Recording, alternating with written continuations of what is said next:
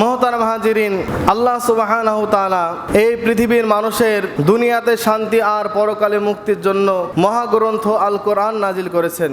এবং এই আল কোরআন হচ্ছে একটি থিওরি, আর এই আল কোরআনের প্র্যাকটিক্যাল নমুনা হচ্ছেন স্বয়ং নবীজি সাল্লাল্লাহু আলাইহি ওয়াসাল্লাম, যিনি এবং তার সাহাবীরা তার জীবদ্দশায় আল কোরআন থেকে জীবন পরিচালনা করে, আল কোরআন থেকে জীবন দেখিয়ে মানুষের মাঝে সুখ, শান্তি, সমৃদ্ধি, ভালোবাসা, ভ্রাতৃত্ব বন্ধন নিয়ে এই পৃথিবীটা জান্নাতে যাওয়ার আগে একটি জান্নাতের টুকরা উপহার দিয়েছিলেন।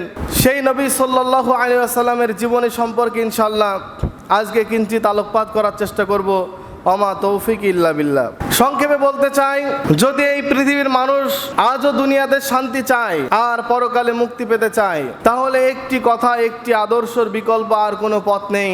সেই আদর্শের নাম হলো মুহাম্মদুর রাসূলুল্লাহ সাল্লাল্লাহু আলাইহি ওয়াসাল্লামের আদর্শ। বাংলাদেশ 1971 সালে স্বাধীন হওয়ার পরে দীর্ঘ 53 বছর এই দেশটি বিভিন্ন রাজনৈতিক দলের দ্বারা পরিচালিত হয়েছে। যেমন আওয়ামী লীগ সরকার দীর্ঘ একটি সময় দেশটা পরিচালনা করেছে, বিএনপি দীর্ঘ একটি সময় দেশটা পরিচালনা করেছে, এরশাদ শিকদার জাতীয় পার্টি এ দেশটা দীর্ঘ সময় পরিচালনা করেছে। কিন্তু এদেশের মানুষকে শান্তি আর মুক্তি কাঙ্ক্ষিত লক্ষ্যে এদেশের মানুষকে পৌঁছাতে পারেনি। এভাবে যদি বঙ্গবন্ধুর আদর্শ আর জিয়াউর রহমানের আদর্শ আর আমেরিকার গণতন্ত্রের থিওরি দিয়ে এই দেশটা যদি 53 বছর না, যদি 53,000 বছরে এভাবে পরিচালিত হয়, এদেশে কোনোদিন শান্তি আর মুক্তি ফিরে আসবে না। এদেশের মানুষের শান্তি আর মুক্তি ফিরিয়ে আনতে হলে একমাত্র পথ হলো, একমাত্র মত হলো রাসূলুল্লাহ সাল্লাল্লাহু আলাইহি ওয়াসাল্লামের দেখানো আদর্শ অনুযায়ী আল কোরআনের শাসন ব্যবস্থা যতদিন এই পৃথিবীতে, এই বাংলাদেশে প্রতিষ্ঠিত না হবে, ততদিন বাংলার মানুষ শান্তি আর মুক্তির মুখ দেখতে পারবে না। জোরে বলেন কথা ঠিক কিনা? সম্মানিত উপস্থিতি, এই জন্য দল মত নির্বিশেষে আমাদের ঐক্যবদ্ধ হতে হবে। আমরা যারা মুসল্লি আছি, আমরা যারা মুসলমান আছি, আমরা যারা সচেতন নাগরিক আছি, আমাদেরকে একটি আদর্শে আদর্শবান হতে হবে, একটি চিন্তায় চিন্তিত হতে হবে, একটা বুঝ আমাদেরকে তৈরি করতে হবে।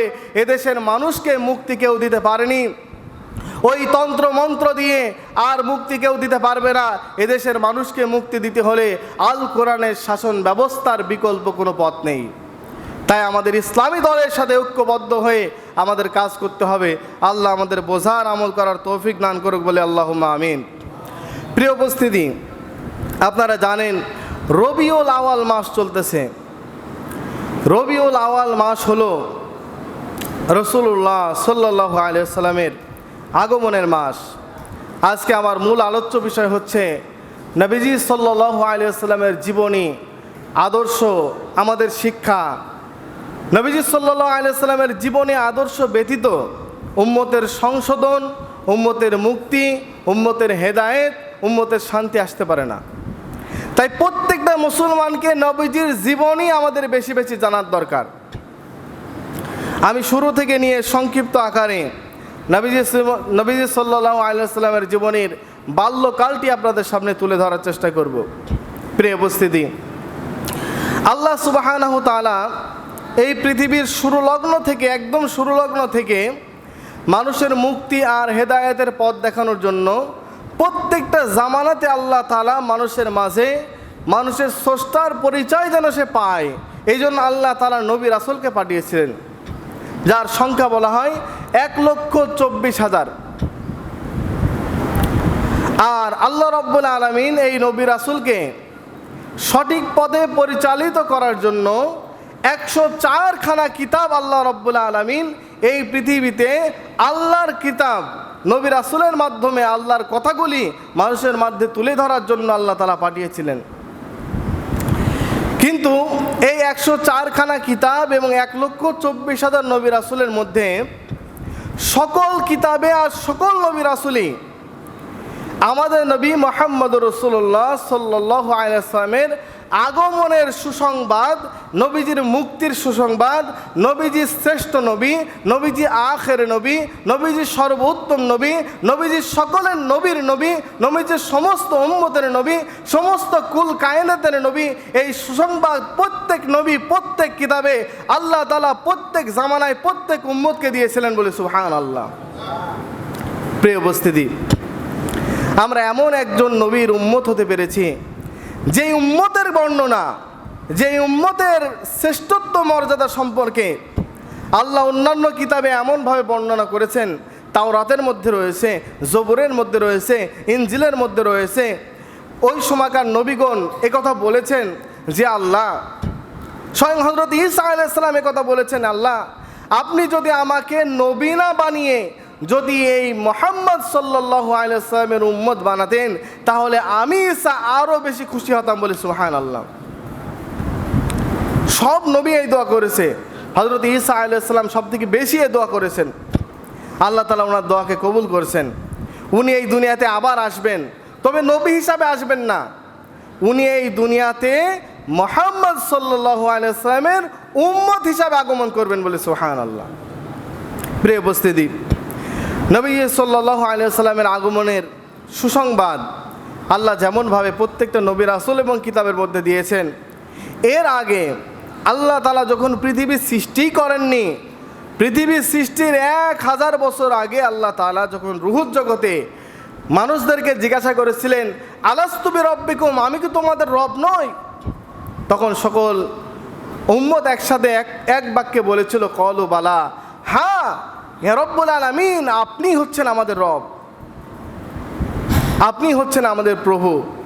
আল্লাহ তাআলা সেখানে একটা তাফসীরের মধ্যে আসছে একটা আয়োজন করেছিলেন।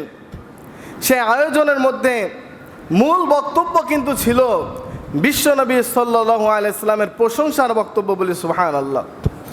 বিশ্বনবী সাল্লাল্লাহু আলাইহি ওয়াসাল্লাম এমন একজন নবী, যেই নবী সম্পর্কে বলা হয় আল্লাহ রব্বুল আলামিন গোটা জগতের কুল কায়নাত, সাগর পাহাড় সাগর, আসমান জমিন, গ্রহ নক্ষত্র, চন্দ্র সূর্য, গোটা জগতের যা কিছু আমরা দেখি এই সমস্ত কিছুকে আল্লাহ তাআলা আপনাকে আমাকে বানিয়েছেন বিশ্বনবী সাল্লাল্লাহু আলাইহি ওয়াসাল্লাম ওসিলা করে বলে সুবহানাল্লাহ।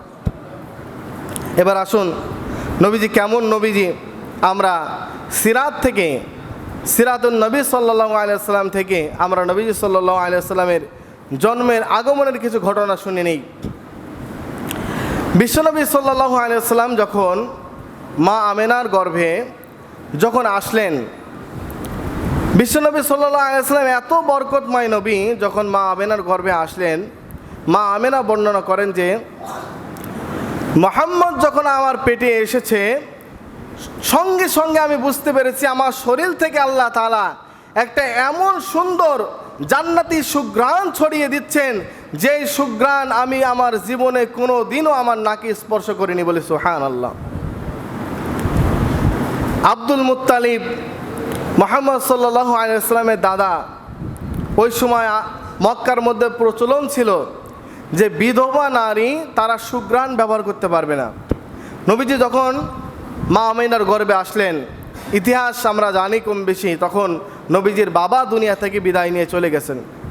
নবীজি এতিম নবী, দুনিয়াতে ভূমিষ্ঠ হওয়ার আগেই তিনার বাবা দুনিয়া থেকে চলে গেছেন।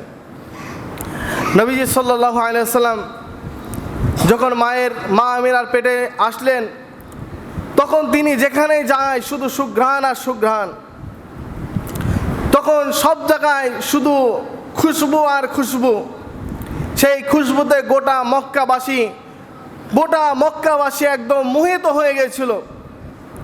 আব্দুল মুত্তালিবের কাছে অভিযোগ আসলো যে মক্কার প্রচলিত নিয়ম হচ্ছে কোনো বিধবা নারী কোনো আতর, সেন্ট, খুশবু ব্যবহার করতে পারবে না, কিন্তু আপনার পুত্রবধূ আমেনা সে এত সুন্দর দামি খুশবু, এত সুন্দর সুঘ্রাণ সে কেন ব্যবহার করে? আব্দুল মুত্তালিব লজ্জিত হলেন। তিনিও এই সুঘ্রাণ পাচ্ছেন কিন্তু বলতে পাচ্ছেন না যে স্বামীহারা একজন বিধবা নারী, তার মনের মধ্যে অনেক ব্যথা, আবার তাকে প্রশ্নবিদ্ধ করব। সকলের পীড়াপিড়িতে তিনি মা আমেনাকে ডাকলেন, ডেকে বললেন, মা মক্কার মধ্যে তোমার কাছে তোমার নামে একটা অভিযোগ এসেছে যে তুমি একটা দামি সুঘ্রাণ ব্যবহার করছো, যেই সুঘ্রাণ গোটা মক্কার মধ্যে তার সুবাস, তার সুঘ্রাণ ছড়িয়ে পড়ছে। এই সুঘ্রাণ তুমি কোথায় পেলে? মা আমেনা তিনি একটু রসিকও ছিলেন, তিনি উত্তর দিলেন। উত্তর দিয়ে বলতেছেন, তিনি সঙ্গে সঙ্গে তিনার শ্বশুরের সামনে থুতু নিক্ষেপ করলেন, থুতু নিচে ফেললেন, মাটিতে থুতু ফেললেন। থুতু ফেলা দেরি, থুতুর ফেলার সঙ্গে সঙ্গে গোটা রুমের মধ্যে এত বেশি সুঘ্রাণ ছড়িয়ে গেল যে সুঘ্রাণের ঠেলায় দম বন্ধ হয়ে আসছে বলে সুবহানাল্লাহ। মা আমেনা বলেন, বাবা আব্বা আমার শরীরে শুধু সুঘ্রাণ এমন না, বরং আমার থুতুর মধ্যে আল্লাহ তাআলা এমন সুঘ্রাণ দিয়েছেন বলে সুবহানাল্লাহ। মা আমেনা বলছেন, আব্বা এই সুঘ্রাণ আমি কোনো সুঘ্রাণ ব্যবহার করিনি, এই সুঘ্রাণ হচ্ছে আমার পেটের বরকত, পেটের বরকত বলে সুবহানাল্লাহ। মা আমেনা বলতেছেন, আব্বা যখনই আপনার নাতি আমার পেটের মধ্যে আসছে তখন থেকে আমার শরীরের মধ্যে সুঘ্রাণ শুরু হয়েছে। শুধু সুঘ্রাণ শুরু হয়েছে এমনটি নয়, মা আমেনা বলেন তখন থেকে যখন আমি বাহিরে বের হয় তখন প্রত্যেকটা বৃক্ষ, প্রত্যেকটা গাছ আমাকে সালাম করে আর বলে তোমার পেটের মধ্যে বিশ্ব শ্রেষ্ঠ নবী আগমন করতেছে বলে সুবহানাল্লাহ। মা আমেনা বলেন যখন আমি বাইরে এরকম বের হয় আসমানের চাঁদ আমাকে সেলুট করে, আসমানের চাঁদ আমাকে সালাম করে, গাছপালা আমাকে সালাম করে, পশু পাখিরা আমাকে সালাম করে, আর আমাকে মিসকি মিসকি আওয়াজে তারা বলতেছে যে তোমার পেটের মধ্যে তুমি যাকে ধারণ করেছো সাধারণ কোনো ব্যক্তি নাই, তিনি সর্বশ্রেষ্ঠ মানব, সর্বশ্রেষ্ঠ নবী মুহাম্মদুর রাসূলুল্লাহ সাল্লাল্লাহু আলাইহি ওয়াসাল্লাম বলে সুবহানাল্লাহ। প্রিয় উপস্থিতি, নবীজি সাল্লাল্লাহু আলাইহি ওয়াসাল্লাম এমন দামি নবী ছিলেন, এমন বরকতময় নবী ছিলেন। মা আমিনা বলেন ওই সময় টিউবওয়েলের ব্যবস্থা ছিল না, মোটরের ব্যবস্থা ছিল না, ওই সময় পানি নেওয়ার জন্য কুয়ার ব্যবস্থা ছিল। তো কুয়া থেকে রশি দিয়ে, আমাদের এলাকাতেও মুরব্বীরা দেখেছেন সব জায়গায় কুয়ার ব্যবস্থাটা বেশি প্রচলন ছিল। ওই সময় রশি দিয়ে কুয়ার পানি নিচে থাকতেও রশি দিয়ে বালতি ভরে পানি উপরে টেনে নিতে হতো।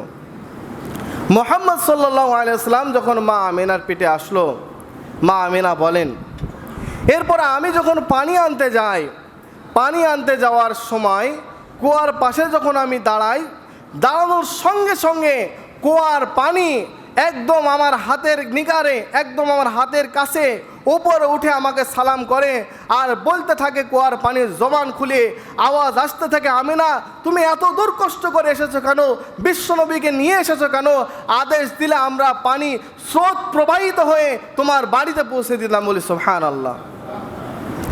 মা আমিনা তার শ্বশুর আব্দুল মুত্তালিবকে বলতেছে, আব্বা জান আমি যখন কুয়ার পাশে দাঁড়াই কুয়ার পানি স্থির দাঁড়িয়ে থাকে, আর মক্কার মেয়েরা তারা ছুটাছুটি করে এসে ওখান থেকে পানি লোড করে আবার আমাকে বলে যে আমিনা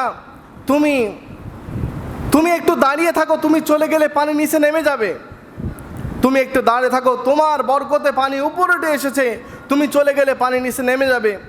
তা আমাকে তারা টাইম দিয়েছে, আমি 3 টাইম কুয়ার পাশে দাঁড়াই, আর 3 টাইম শত শত মহিলারা কুয়ার ভিতর থেকে পানি নিয়ে তারা বাড়ি যায়, উপর থেকে তারা পানি নিতে পারে বলে সুবহানাল্লাহ। সম্মানিত হাজিরিন, বলছিলাম আমাদের নবীজি সাল্লাল্লাহু আলাইহি ওয়াসাল্লাম কেমন রহমতের নবী, কেমন বরকতের নবী। এটা তো হচ্ছে পেটে থাকা অবস্থায় বরকত। যখন বিশ্বনবী সাল্লাল্লাহু আলাইহি ওয়াসাল্লাম 570 খ্রিস্টাব্দে যখন বিশ্বনবী সাল্লাল্লাহু আলাইহি ওয়াসাল্লাম দুনিয়াতে আগমন করলেন, রবিউল আউয়াল মাস সোমবারের দিন সুবহে সাদিকের সময়, যখন নবীজি সাল্লাল্লাহু আলাইহি ওয়াসাল্লাম দুনিয়াতে আসতেছেন, আসার সময় আল্লাহ রাব্বুল আলামিন কি অলৌকিক ঘটনা, কি অলৌকিক কাহিনী আল্লাহ রাব্বুল আলামিন দেখালেন। নবীজি যখন দুনিয়াতে আগমন করলেন, দুনিয়াতে ভূমিষ্ঠ হওয়ার পরে স্বাভাবিক যে শিশুগুলি দুনিয়াতে আগমন করে তার গায়ে নোংরা থাকে, ময়লা থাকে, তার মুসলমানি থাকে না। নারী, পেটের নারী, বাচ্চার নারী আর মায়ের নারী এক থাকে, নারীকে কাটা লাগে। কিন্তু মা আমিনা বর্ণনা করেন যে বিশ্বনবী সাল্লাল্লাহু আলাইহি ওয়াসাল্লাম যখন দুনিয়া থেকে আগমন করলেন, দুনিয়াতে আগমন করার সময় আমরা লক্ষ্য করেছি বিশ্বনবী সাল্লাল্লাহু আলাইহি ওয়াসাল্লাম তার চেহারা, তার শরীর একদম পুরা ধৌত, পুরা পরিচ্ছন্ন পরিষ্কার ছিল বলে সুবহানাল্লাহ। এবং বিশ্বনবী সাল্লাল্লাহু আলাইহি ওয়াসাল্লামের খতনা কেউ করেনি। বিশ্বনবী সাল্লাল্লাহু আলাইহি ওয়াসাল্লামের খতনা মায়ের গর্ভে থেকে ভূমিষ্ঠ হওয়ার সঙ্গে সঙ্গে আল্লাহ তাআলা বিশ্বনবীর খতনা করিয়ে দিয়েছিলেন বলে সুবহানাল্লাহ। নাড়ি পর্যন্ত কাটা ছিল, বিশ্বনবী সাল্লাল্লাহু আলাইহি ওয়াসাল্লামের নাড়ি কাটা লাগেনি। মা আমেনা বর্ণনা করেন, যখন মুহাম্মদ দুনিয়াতে ভূমিষ্ঠ হওয়ার পরে সঙ্গে সঙ্গে সে ডান দিকে কাত হয়ে গেল। ডান দিকে কাত হয়ে গিয়ে সেজদায় লুটে পড়ল। দীর্ঘক্ষণ সেজদায় থেকে শিশু বাচ্চা যে কথা বলতে পারে না, যে সব সময় কাঁদে, কিন্তু আমরা মৃদু আওয়াজে শুনতে পেলাম সে আরবিতে কি যেন একটা বাক্য বলতেছে, জোরে জোরে একটা বাক্য বলতেছে। আমরা মৃদু আওয়াজে তার এই বাক্য লম্বা সময় শুনতে পেলাম। মুহাম্মদ সাল্লাল্লাহু আলাইহি ওয়াসাল্লাম দুনিয়াতে আগমনের সঙ্গে সঙ্গে স্বাভাবিক কোনো শিশুর মতো ছিলেন না। তিনি সেজদা থেকে উঠে, যেমন আমরা নামাজে জলসাতে বসি, বৈঠকে বসি, আত্তেহাতুতে বসি, এমনই তিনি আত্তেহাতুতে বসলেন। আত্তেহাতুতে বসে তিনার এই শাহাদত আঙ্গুল তিনি উঁচু করলেন। শাহাদত আঙ্গুল যখন উঁচু করলেন, মা আমেনা বলেন, আমি লক্ষ্য করলাম মুহাম্মদ সাল্লাল্লাহু আলাইহি ওয়াসাল্লামের শরীর মোবারক থেকে একটা আলো প্রকাশিত হলো, একটা আলো বাহির হলো, যে আলো গোটা পৃথিবীকে আলোকিত করে ফেলেছিল বলে সুবহানাল্লাহ। মা আমেনা বলেন যে আমি লক্ষ্য করলাম শাম দেশে রোম এবং সাম্রাজ্য যে প্রভাবশালী দেশগুলি ছিল, সে আলোর ঝলকানি এতটা ছিল মনে হচ্ছিল যেন গোটা পৃথিবীকে সে গ্রাস করে নেবে। মুহাম্মদ সাল্লাল্লাহু আলাইহি ওয়াসাল্লাম যখন দুনিয়াতে এই সময় আগমন করলেন, মা আমেনা বলেন যে ওই সময় আল্লাহ রাব্বুল আলামিন কিছু আরও অলৌকিক ঘটনা ঘটিয়েছিলেন। অলৌকিক ঘটনার মধ্যে একটি ঘটনা হচ্ছে, ওই সময় রোম আর পারস্যে বাদশাহ কেসরার 14টি বড় বড় পিলার, 14টি বড় বড় স্তম্ভ পিলার খুঁটি ছিল, যে সাম্রাজ্যের মূল ফটকগুলি ধরে রেখেছিল। আল্লাহ তাআলা 14টি বড় বড় পিলারকে আল্লাহ তাআলা ধসিয়ে দিয়েছিলেন বলে সুবহানাল্লাহ। আল্লাহ মুহাম্মদ সাল্লাল্লাহু আলাইহি ওয়াসাল্লামের আগমনের মাধ্যমে ইঙ্গিত দিয়ে বোঝাচ্ছেন যে এমন একজন মানুষ দুনিয়াতে আগমন করেছে, এই মানুষের আগমনের সঙ্গে সঙ্গে কুফুর, শিরিক, বেদাত, মানুষের ওপর অত্যাচার, নির্যাতন, জুলুম, এই সব কিছু বন্ধ হয়ে একটা ইসলামের আলোতে পৃথিবীটা আলোকিত হবে বলে সুবহানাল্লাহ। মা আমেনা বলেন মুহাম্মদ সাল্লাল্লাহু আলাইহি ওয়াসাল্লাম যখন দুনিয়াতে আগমন করলেন, ওই সময় মূর্তি পূজকদের একটা আগুন ছিল, যে আগুনটা তারা 1000 বছর, একদিন নয়, 2 দিন নয়, 1 মাস নয়, 1 বছর নয়, 100 বছর না, 1000 বছর ধরে একটা আগুন তারা জ্বালাতো আর সে আগুনের পূজা করত। মনে করা হতো এই আগুন এটা একটা স্রষ্টা, এটা একটা খোদা, এখান থেকে গোটা পৃথিবী পরিচালিত হচ্ছে। মুহাম্মদ সাল্লাল্লাহু আলাইহি ওয়াসাল্লাম যখন দুনিয়াতে আগমন করলেন, তিনার এই আগমনের বরকতে আল্লাহ রাব্বুল আলামিন এই কাফের মুশরিকদের প্রজ্বলিত 1000 বছরের আগুনের লিলিহান শিখাকে আল্লাহ রাব্বুল আলামিন মুহূর্তের মধ্যে ধ্বংস করে দিলেন। আগুন নিভে গেল, আর সেখানে আগুন জ্বালানো আর সম্ভব হলো না বলে সুবহানাল্লাহ। মুহাম্মদ সাল্লাল্লাহু আলাইহি ওয়াসাল্লাম একজন রহমতের নবী ছিলেন। আমি যে আয়াতটি আপনাদের সামনে পাঠ করেছি, এই আয়াতের মধ্যে মহান আল্লাহ রাব্বুল আলামিন ইরশাদ করেছেন, সূরা আম্বিয়া 107 নম্বর আয়াত, ওয়ামা আরসালনাকা ইল্লা রাহমাতাল লিল আলামিন। আল্লাহ রাব্বুল আলামিন বলেন, আমি মুহাম্মদ সাল্লাল্লাহু আলাইহি ওয়াসাল্লামকে, ওমা আরসালনাকা, আমি নবীজিকে, ইল্লা রাহমাতাল লিল আলামিন, গোটা পৃথিবীর জন্য, গোটা মাখলুকাতের জন্য, গোটা সৃষ্টিকুলের জন্য, গোটা মানব জাতির জন্য, গোটা পৃথিবীর জন্য আমি নবীজিকে রহমত স্বরূপ প্রেরণ করেছি বলে সুবহানাল্লাহ। এখন এই আয়াতের লম্বা তাফসির আছে, সংক্ষেপে মোটা কয়েকটা কথা বলি। নবীজি যে গোটা পৃথিবীর জন্য রহমত, আপনি আমি নবীর উম্মত। আপনাকে আমার প্রশ্ন, বলেন আপনি আপনার জীবনে নবীর রহমতের কি পেয়েছেন? আপনি নবীর উম্মত হয়েছেন, জীবনের সবথেকে সৌভাগ্যপূর্ণ সম্পদ আল্লাহ আপনাকে দিয়েছেন। আপনি বিশ্বনবীর উম্মত হয়েছেন, কিন্তু আপনি বিশ্বনবীর উম্মত হয়ে কি পেয়েছেন?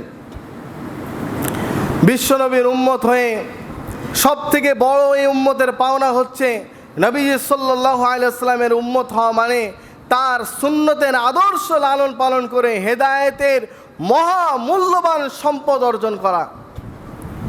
আমরা উম্মত হয়েছি, বলেন হেদায়েতের সেই মহা মূল্যবান সম্পদকে আমরা অর্জন করতে পেরেছি? যে ব্যক্তি বিশ্বনবীর উম্মত হলো কিন্তু হেদায়েতের মহামূল্যবান সম্পদ অর্জন করতে পারলো না, নবীজির আদর্শ অনুযায়ী চলতে পারলো না, নবীজির জীবন অনুযায়ী চলতে পারলো না, নবীজিকে নিজের জিন্দেগিতে সেট করতে পারলো না, নবীজির আদর্শকে পরিবারের মধ্যে সেট করতে পারলো না, নবীজির আদর্শকে ব্যক্তি জীবনে সেট করতে পারলো না, নবীজির আদর্শকে সামাজিক জীবনে সেট করতে পারলো না, নবীজির আদর্শকে রাজনৈতিক জীবনে সেট করতে পারলো না, দুনিয়াতে শান্তি আনতে পারলো না, আন্তর্জাতিক জীবনে সেট করতে পারলো না, ও নবীর উম্মতের দাবি রাখে না। জোরে বলেন কথা ঠিক কিনা? সম্মানিত উপস্থিতি, নবীজির উম্মত, খাঁটি উম্মত হতে হলে মনে রাখবেন, নবীজির আদর্শ যতক্ষণ পর্যন্ত না আপনার জিন্দেগির মধ্যে সেট করতে না পারছেন, ততক্ষণ পর্যন্ত আপনি নবীজির খাঁটি উম্মত না। বিশ্বনবী সাল্লাল্লাহু আলাইহি ওয়াসাল্লাম হাসরের ময়দানের একটি ঘটনা, বিশ্বনবী সাল্লাল্লাহু আলাইহি ওয়াসাল্লাম তিনি চাইবেন যে তার প্রত্যেক উম্মতকে তিনি সুপারিশ করে জান্নাতে পৌঁছাবেন। বিশ্বনবী হাসরের ময়দানে ছুটাছুটি করবেন। মা ফাতেমা ইন্তেকালের সময় বিশ্বনবীকে জিজ্ঞাসা করতেছেন, ইয়া রাসূলুল্লাহ, ইয়া আমার কলিজার টুকরা বাবা, হাসরের ময়দানে কোটি কোটি মানুষের মাঝে আপনাকে আমি কোথায় পাবো?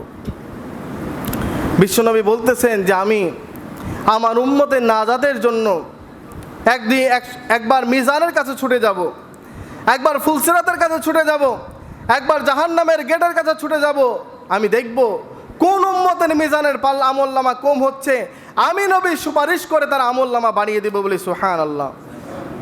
নবী বলেন, আমি দেখব যে ফুলসিরাতের রাস্তা কার পা কেটে জাহান্নামের মধ্যে পড়ে যাচ্ছে, পড়ে যাওয়ার উপক্রম হচ্ছে, আমি নবী হাত ধরে ফুলসিরাতের রাস্তা পার করে জান্নাতে পৌঁছাই দিব বলে সুবহানাল্লাহ।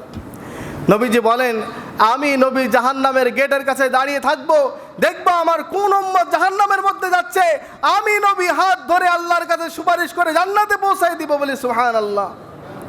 সাহাবী প্রশ্ন করলেন, ইয়া রাসূলুল্লাহ, তাহলে তো আপনার কোন উম্মতই জাহান্নামে যাবে না, কোন উম্মত তো আপনার জাহান্নামে যাবে না। নবীজি সাল্লাল্লাহু আলাইহি ওয়াসাল্লাম উত্তরে বললেন যে হ্যাঁ, যে উম্মতের সঙ্গে আমি রাসূলের দেখা হয়ে যাবে, যে উম্মত আমার নজরে পড়ে যাবে, সেই উম্মত আর জাহান্নামে যাবে না। যে কোনো ওসিলাতে আমি রাসূল তাকে সুপারিশ করে জান্নাতে পৌঁছাবো। নবীজি সাহাবী প্রশ্ন করলেন, ইয়া রাসূলুল্লাহ, সব উম্মতের সাথে কি আপনার সাক্ষাৎ হবে না? নবীজি বললেন, আমি চেষ্টায় থাকবো সব উম্মতের সঙ্গে সাক্ষাৎ করা, কিন্তু এক শ্রেণীর উম্মতের সঙ্গে আমার ইচ্ছা সত্ত্বেও সাক্ষাৎ হবে না।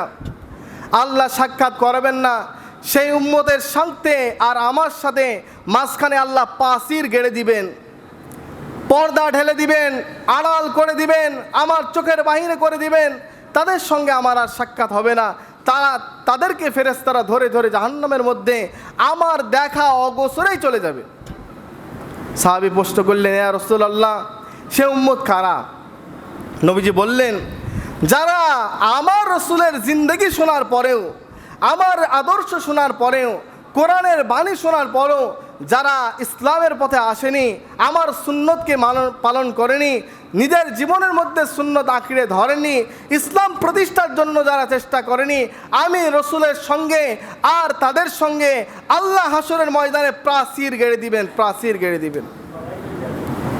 প্রিয় উপস্থিতি, এখন যদি আমি আপনি রাসূলের এই জীবদ্দশায় তার আদর্শের কথা শুনছি, কোরআনের কথা স্পষ্ট শুনছি, ওমা আরসালনাকা ইল্লা রাহমাতাল লিল আলামিন, যে আল্লাহ রাসূল আমাদের জন্য রহমত। কিভাবে রহমত হবে? যদি তার সুন্নত আমরা আঁকড়ে না ধরি, যদি তার আদর্শ আমরা না মানি, যদি তার আদর্শ বাস্তবায়নের চেষ্টা আমরা না করি, তাহলে কিভাবে রসুল আমাদের জন্য দুনিয়াতে হবে রহমত, আখিরাতে মুক্তির জন্য হবে রহমত? প্রিয় উপস্থিতি, এই জন্য বিশ্বনবী সাল্লাল্লাহু আলাইহি ওয়াসাল্লাম আমাদের জন্য রহমত স্বরূপ এসেছেন। সেই রহমত আপনাকে আমাকে নিয়ে নিতে হবে, তার সুন্নত আদর্শ পালনের মাধ্যমে সেই রহমতের পথে আমাদের আসতে হবে। বলছিলাম বিশ্বনবী সাল্লাল্লাহু আলাইহি ওয়াসাল্লামের বাল্যকালের ঘটনা। বিশ্বনবী সাল্লাল্লাহু আলাইহি ওয়াসাল্লাম যখন ভূমিষ্ঠ হয়েছিলেন তখন এই অলৌকিক ঘটনাগুলি পৃথিবীতে ঘটেছিল। বিশ্বনবী সাল্লাল্লাহু আলাইহি ওয়াসাল্লাম যখন কয়েকদিন অতিবাহিত হলো তখন একদিন মা আমেনা কাঁদতেছেন, আর দাদা এসে জিজ্ঞাসা করতেছেন, আব্দুল মুত্তালিব শ্বশুর, মা আমেনার শ্বশুর জিজ্ঞাসা করতেছেন, তুমি কাঁদতেছো কেন? তিনি বলছেন, মা আমেনা বলছেন, আজকে যদি মুহাম্মদের পিতা দুনিয়াতে বেঁচে থাকতো তাহলে তো তার জন্য অনেক খেলনা কিনে আনতো, তাকে সান্ত্বনা দিত, তাকে ভালোবাসতো, তাকে আদর করত, তাকে মায়া মমতা ভালোবাসার চাদরে তাকে আবৃত করত। আব্দুল মুত্তালিব দাদা তিনি কিছুক্ষণ আদর করলেন, তিনিও কোনো কথার উত্তর খুঁজে না পেয়ে চলে গেলেন। আল্লাহ তাআলা সঙ্গে সঙ্গে ফেরেশতা পাঠালেন আর বললেন, মা আমেনা আপনার কোনো চিন্তা নেই, আল্লাহ তাআলা মুহাম্মদ সাল্লাল্লাহু আলাইহি ওয়াসাল্লামের পিতা যদি দুনিয়াতে জীবিত থাকতেন তাহলে খেলনা আর কোথায় থেকে কিনতো? হয়তো মক্কার সর্বশ্রেষ্ঠ দোকান থেকে কিছু খেলনা কিনে আনতো, তা হয়তো না লোহার হতো, না হয় প্লাস্টিক হতো, না অন্য কোনো জিনিসের হতো। কিন্তু মুহাম্মদ সাল্লাল্লাহু আলাইহি ওয়াসাল্লামের আগমনের পরে আল্লাহ তাআলা নবীজির জন্য যে খেলনা পাঠিয়েছেন, আপনি দেখুন, নবীজিকে বাহিরে রাখুন, দেখুন আসমানের চাঁদ নবীজির কাছে এসে খেলা খেলবে বলি সুবহানাল্লাহ।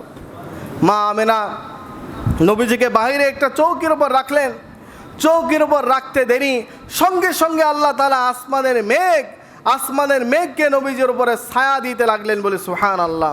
এবং আসমানের চাঁদ ছোট হয়ে নবীজির সামনে এসে খেলনায় রূপান্তরিত হয়ে গেল, নবীজিকে হাসি খুশি আর আনন্দ দিতে লাগলো বলে সুবহানাল্লাহ। প্রিয় উপস্থিতি, বিশ্বনবী সাল্লাল্লাহু আলাইহি ওয়াসাল্লামের জীবনের আজকে কিছু কথা আমি আপনাদের সামনে তুলে ধরলাম। বিশ্বনবী জন্মের পূর্বে কিছু অলৌকিক ঘটনা, জন্মের সময় কিছু অলৌকিক ঘটনা, বিশ্বনবী সাল্লাল্লাহু আলাইহি ওয়াসাল্লামের জন্মের পরের কিছু ঘটনা, বিশ্বনবীর বাল্যকাল সম্পর্কে আপনাদের সামনে আমি আলোচনা করলাম। আলোচনার সর্বশেষ সারমর্ম শিক্ষণীয় কথা হলো একটাই, বিশ্বনবী আমাদের জন্য রহমত, বিশ্বনবী আমাদের জন্য বরকত, বিশ্বনবী আমাদের মুক্তির ওসিলা। তবে সেই মুক্তির ওসিলাকে আপনাকে আমাকে শুধু ঘরে বসে নবীজির উম্মত হলে হবে না, আপনাকে আমাকে নবীজির সুন্নত আদর্শ, নবীজি রেখে যাওয়া কাজ দায়িত্বগুলি আপনাকে আমাকে কাঁধে তুলে নিতে হবে, নবীজির সুন্নত অনুযায়ী জীবনযাপন করতে হবে। আপনি যদি নবীজির সুন্নত অনুযায়ী জীবনযাপন করেন তাহলে নিঃসন্দেহে আল্লাহ তাআলা দুনিয়াতে শান্তি, আখিরাতে মুক্তি দেবেন। এই দুনিয়াতে সবাই শান্তি চায় আর আখিরাতে মুক্তি চায়। দুনিয়াতে শান্তি আর আখিরাতে মুক্তি যদি আমাদের পেতে হয় তাহলে মানুষের আদর্শ আর তন্ত্র মন্ত্র দিয়ে দেশ পরিচালনা হলেও মানুষের শান্তি আসবে না, মানুষের যুক্তি আর মেধা দিয়ে দেশ পরিচালিত হলেও এদেশে মানুষের শান্তি আসবে না। মানুষের শতভাগ শান্তি নিশ্চিত করতে হলে বিশ্বনবী আদর্শ যতদিন পর্যন্ত দেশে প্রতিষ্ঠিত না হবে ততদিন পর্যন্ত উম্মতের শান্তি আর পরকালের মুক্তি হবে না। আসুন আমরা আমাদের ব্যক্তিগত জীবন থেকে শুরু করে পারিবারিক জীবন, সামাজিক জীবন, রাজনৈতিক জীবন, আন্তর্জাতিক জীবন, জীবনের প্রত্যেকটা পরতে বিশ্বনবীর আদর্শ অনুযায়ী জীবনযাপন করার চেষ্টা করি। আল্লাহ রাব্বুল আলামিন আমাদের সেই তৌফিক দান করুক। সকলে বলি।